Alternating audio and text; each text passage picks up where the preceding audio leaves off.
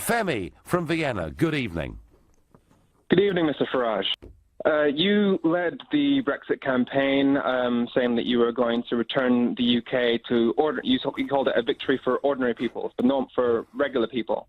Yes. You said it was a victory against the multinationals and globalization. I did. And I just had a quick question. By leaving the single market, it makes it by definition more expensive to trade into the EU because you have to adapt your products to the legislation of 28 different countries where the rule is mutual recognition.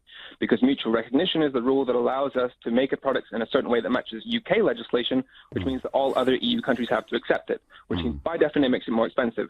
Now, if you're a smaller country, you might decide you might can I just finish? Can I finish, please? Well, I think you've made the point. If you were a smaller company, that means it's harder for you to trade into Europe. A smaller company can't afford to trade to Japan, to the Commonwealth. Hang on, Femi. You're getting terribly excited about this. Let's just agree on one basic fact, shall we?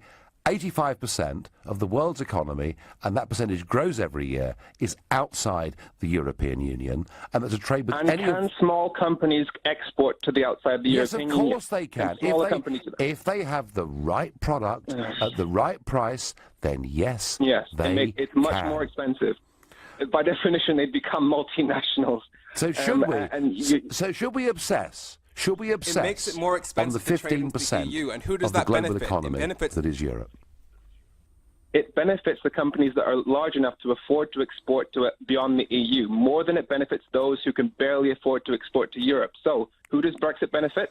Do you know what, Femi? Look, even if you reduce tariffs, the regulations that get put on small businesses are hardly a benefit, in my view. We're going to agree to disagree. You call me again, we'll have that chat again. I'm out of time now. You're listening to the Nigel Farage Show, exclusively on LBC. It's 7:30 and time for the news with Tom Watt.